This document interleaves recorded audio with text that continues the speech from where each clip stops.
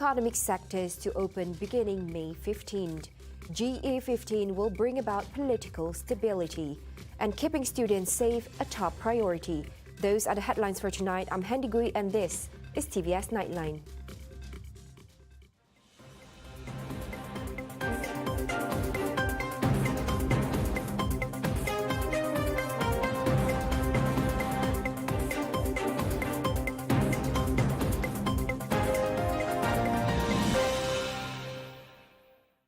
Sarawak has decided to open all economic sectors starting May 15th. Deputy Premier of Sarawak, Dato' Amar Douglas Ugah Mbah said the decision was made after taking into account several factors, including the state recording the highest vaccination rate in Malaysia, as well as the declining number of new positive cases. According to Ugah, currently, the state's vaccinated population has reached 92%. Thus, he told TVS that SDMC and other local authorities have decided to stop all infection control measures. Ugah, who is also the chairman of SDMC, said this as a comment on the announcement of the SOP relaxation made by the Health Minister Khairi Jamaluddin yesterday, in which he added Sarawak will also follow MOH decision by no longer announcing new cases starting May 1st. Apart from that, he said the rule requiring fully vaccinated foreign travelers to undergo a COVID-19 RTK test 2 days before leaving for Sarawak was also abolished. Ugah also reminded the public to stay vigilant despite the relaxation of SOPs and the drop in daily COVID-19 cases. The spirit of inclusiveness among Gabungan Party Sarawak GPS component parties would propel the coalition in vying for a clean sweep in the 15th general election, in which the Premier of Sarawak, Datuk Patinggi Tan Sri Abang Johari Tun Openg, has succeeded at maneuvering GPS as an independent bloc at the national level. Let's hear from University Malaysia Sarawak UNIMAS Faculty of Social Sciences and Humanities Senior Lecturer of Politics and Government Studies, Dr. Arnold Puyok, on his insight on GPS possible strategies this coming election. Yeah, the feel good factors are there. We all know that under Abang Jo, he managed to lead GPS in amending the constitution. I do not have to repeat the major constitutional amendments such as elevating MSC3 with the federal agreement of 1947, 1957, and also to give the state the power to determine whom to be called the native in Sarawak, and as well as to give Sarawak its Borneo state status.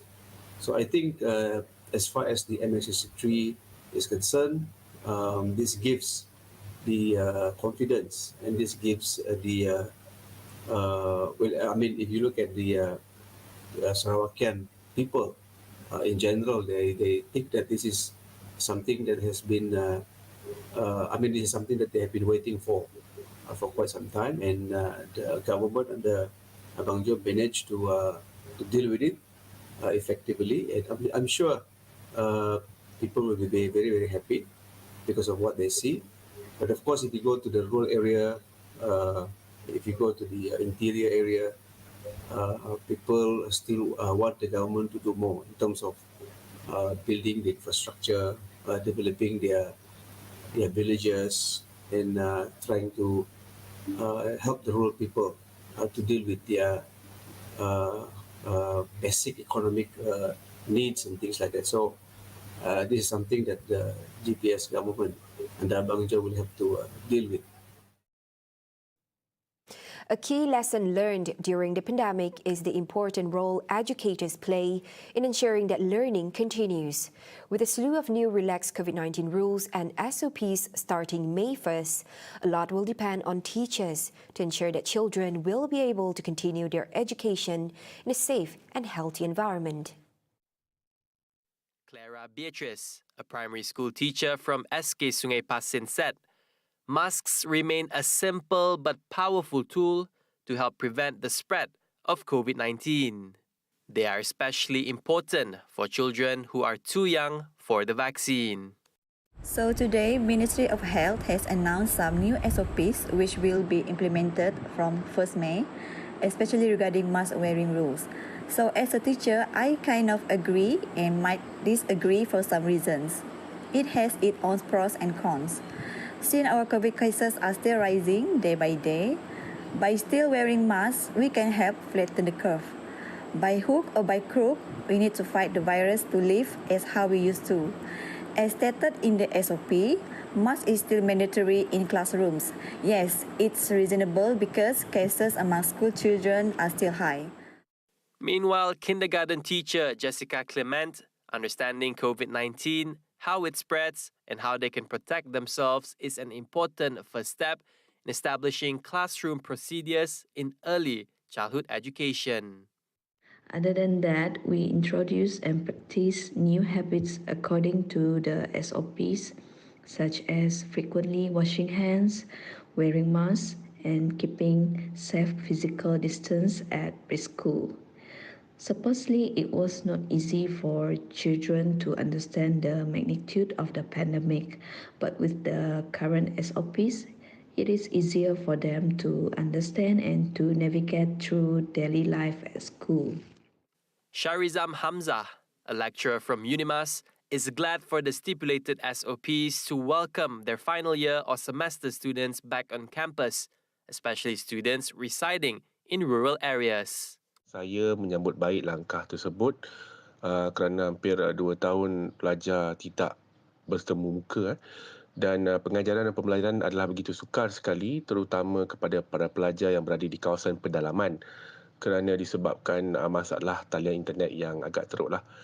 Jadi saya kira ini adalah peluang untuk kami dan saya sendiri selaku pensyarah untuk terus berkhidmat memberikan bakti kepada anak nusa bangsa dengan memberikan ilmu secara lebih berdepan.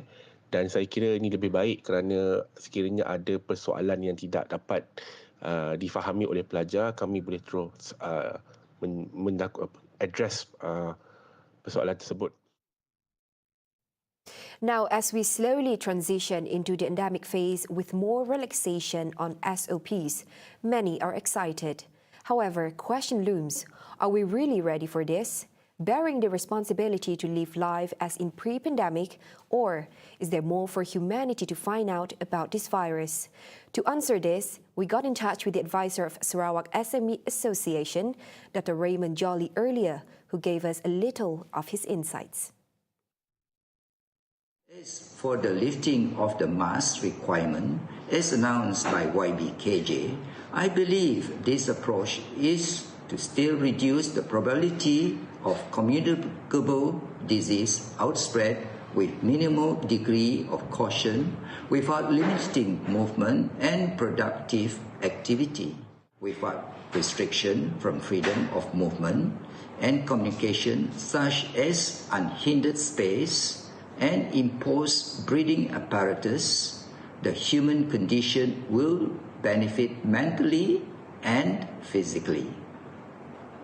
A happy person is normally more productive than a person living under fear or limited freedom.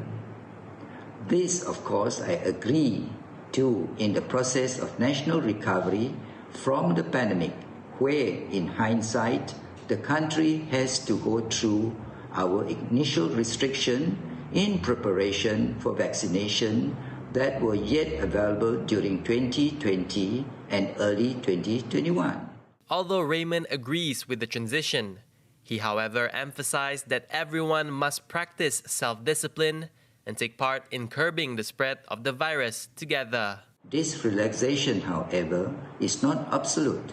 We are still required to wear face masks in confined spaces, namely the office and public transport.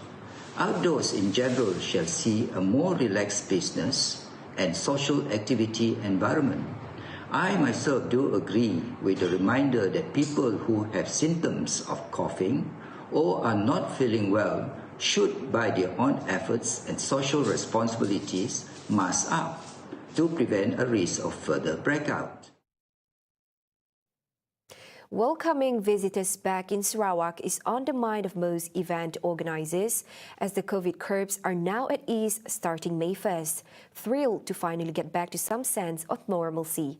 Let us hear it from the president of Sarawak Tourism Federation, Audrey Wan Ulok, on how industry players are preparing themselves for major future events to be featured in Sarawak.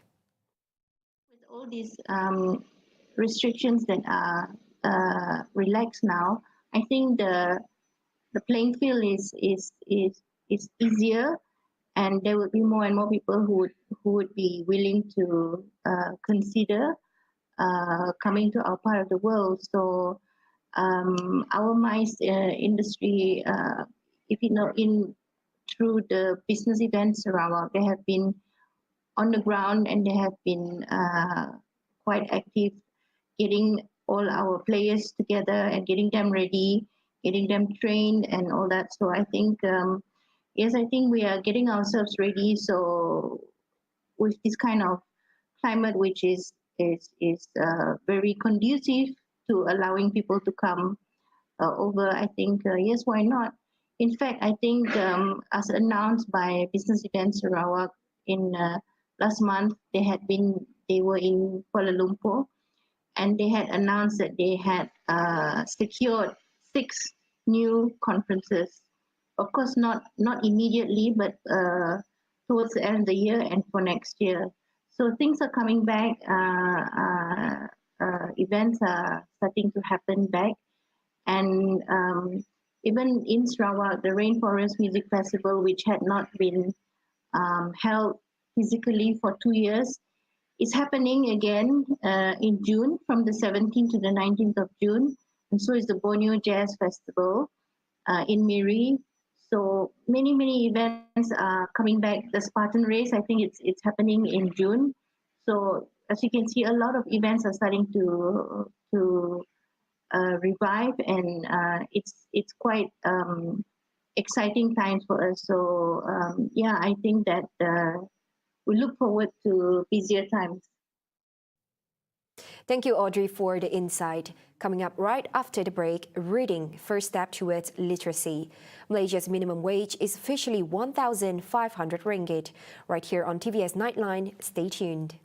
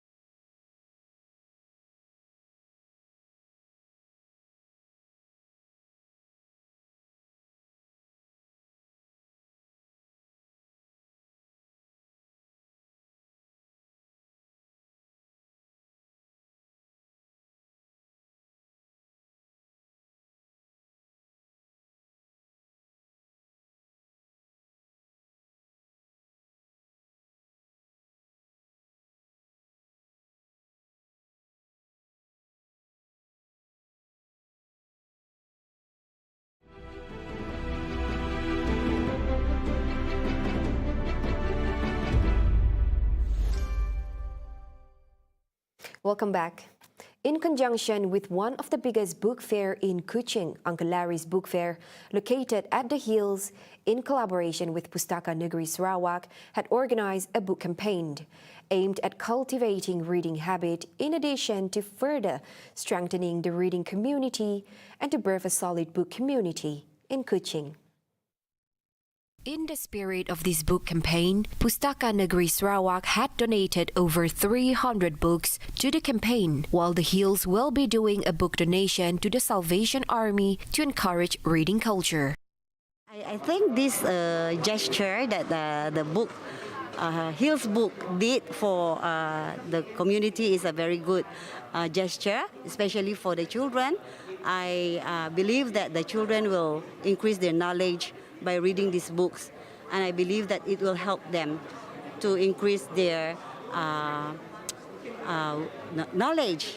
Yeah, especially for those children who are slow in reading, and I think this is a very, very good, strong, an encouragement for them. Yeah. Meanwhile, the Hills are implementing the Read, Swap, Repeat program in line with one of its objectives, which is to further strengthen the reading community in Kuching. In line with our objectives, which is to further strengthen the reading community in Sarawak, we are implementing Read, Swap and Repeat program, which you will be able to read, exchange your favorite book, and at the same time leave your short review of the book by writing a note or a review in the sticky note that we have provided. We hope that through this effort, we will be able to bring together the readers community in Kuching.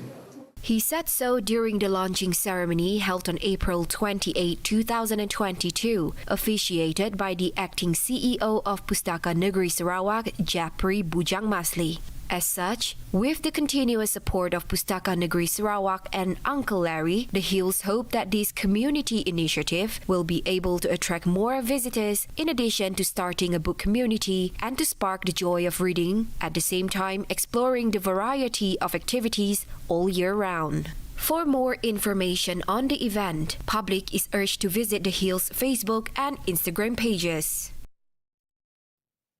Malaysia's minimum wage will officially be 1,500 ringgit starting Sunday, May 1st. The rate will only be implemented for employers with 5 or more staff members. Employers with less than 5 staff members will only be legally required to pay their staff in January 2023. Based on calculations, the minimum wage employers will need to pay 7 ringgit and 21 cent an hour. The daily wage for a 6-day week of work will be 57 ringgit 69 cents, 69 ringgit 23 cents for a 5-day work week, and 86 ringgit 54 cents for a 4-day work week. Additionally, for employers who pay their staff based on piece rate, task, tonnage, trip or commission, the monthly wages that have to be paid to these employees is at least 1,500 ringgit starting May 1st. However, professional activities under the Malaysia Standard Classification of Occupation (MASCO) will need to pay their employees the new rate of 1,500 ringgit regardless of the number of employees. Human Resource Minister Datuk Seri M. Saravanan announced this is the minimum wages order 2022 in a federal government gazette on Wednesday, April 27. In response to international criticism of their use of the death sentence, Singapore officials defended their decision to execute a Malaysian drug trafficker. The 34-year-old suspect had been convicted of smuggling at least 42 grams of heroin into Singapore, which has among the world's harshest narcotics laws. Nagatram Damalingam was hanged on Wednesday morning after repeated legal challenges and clemency pleas based on his intellectual disability failed. His lawyers and activists have said Nagatram's IQ was found to be 69, a level recognized as an intellectual disability. However, Singapore's Central Narcotics Bureau said in a statement his actions were a deliberate, purposeful and calculated decision and reiterated court findings that he knew what he was doing. The Attorney General's Chambers said in a separate statement, Nagatram was given a fair trial and had exhausted his rights of appeal and almost every other resource under the law. The case drew worldwide attention, with a group of UN experts and British billionaire Richard Branson joining human rights advocates in calling for his death sentence to be commuted. Several organizations, including the European Union and Amnesty International, have condemned the sentence as inhumane and asked Singapore to put an end to executions. The city-state's government claims that the death sentence is a deterrent to drug trafficking, and the majority of its residents agree. Another Malaysian drug trafficker, Dachinamurti Kataya, is due to be executed on Friday. Now, Maxis Berhad recorded a lower net profit of 298 million ringgit in the first quarter ended March 31st, 2022, from 334 million ringgit, with solid growth in fiber and enterprise segments, as well as higher investments in mobile business. Its revenue, however, increased to 2.41 billion ringgit in the first quarter, compared to 2.24 billion ringgit year-on-year, contributed by higher revenues in service, consumer business, as well as enterprise segments. Chief Executive Officer Gokhan Ogut said the telecommunication group's resilient performance clearly showed that its convergence strategy was on the right track. According to him, their top priority is to provide clients with a great integrated network and an unrivaled tailored experience across all channels, in which he assured Maxis' commitment to building and connecting communities for the digital future of Malaysia.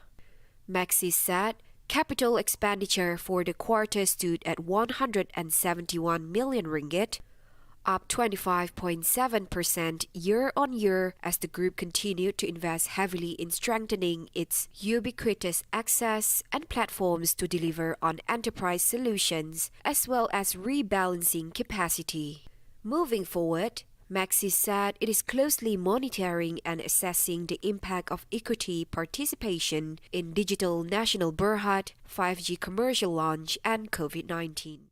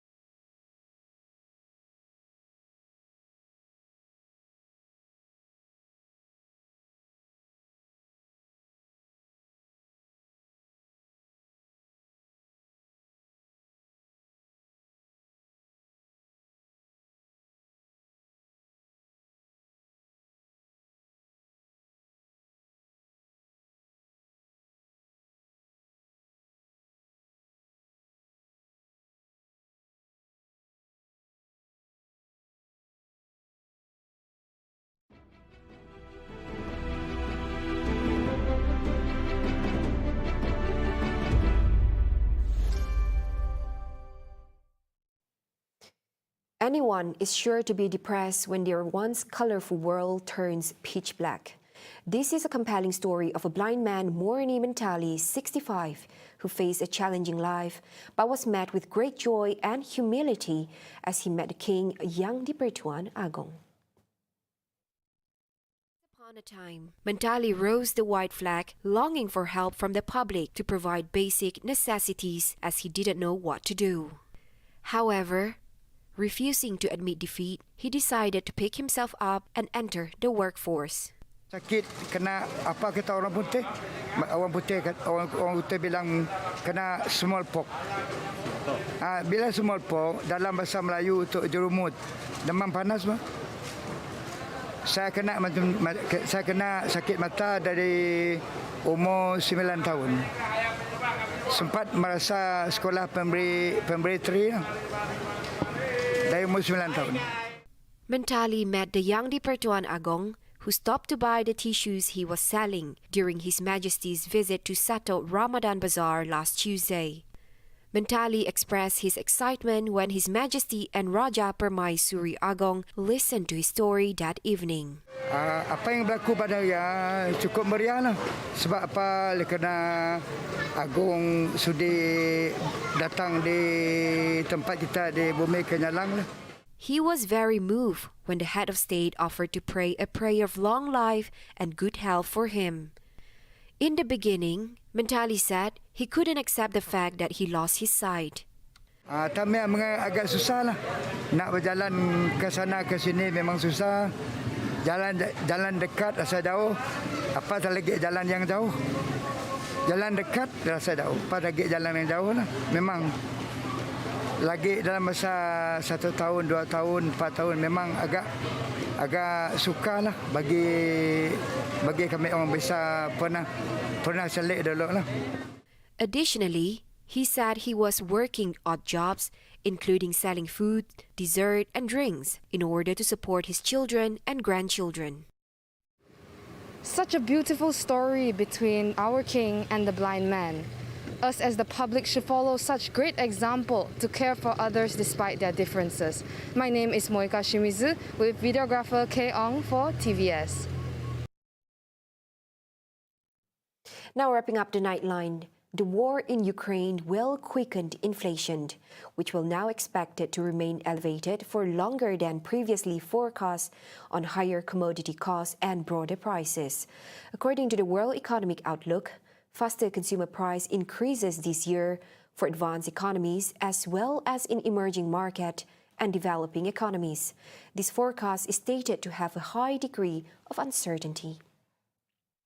The war has already aggravated the already surging commodity prices. Energy and food helped boost inflation last year, with oil and gas supplies tight after years of subdued investment and geopolitical uncertainty. Demand surged last year amid policy support, while supply bottlenecks grew on factory closures, port restrictions, shipping congestion, container shortages, and worker absence. China's recurrent lockdowns, war in Ukraine, and sanctions on Russia will likely prolong disruptions in some sectors into next year. Services demands will increase further as the pandemic eases, and overall inflation should return to where it was before the coronavirus. Labor supply remains limited after significant tightening in some advanced economies like the United States and United Kingdom. The projections call for the pace in advanced economies to reach a 38-year high of 5.7%, while price increases in emerging market and developing economies will accelerate to 8.7%, the fastest clip since the global financial crisis in 2008. Those rates will then cool next year to 2.5% and 6.5% respectively. And that concludes TVS Nightline for tonight. For more updates, do follow us on our TVS official Facebook page and check out our website at TVSTVMY. Once again, I'm Henny Gui. Stay safe and have a pleasant night.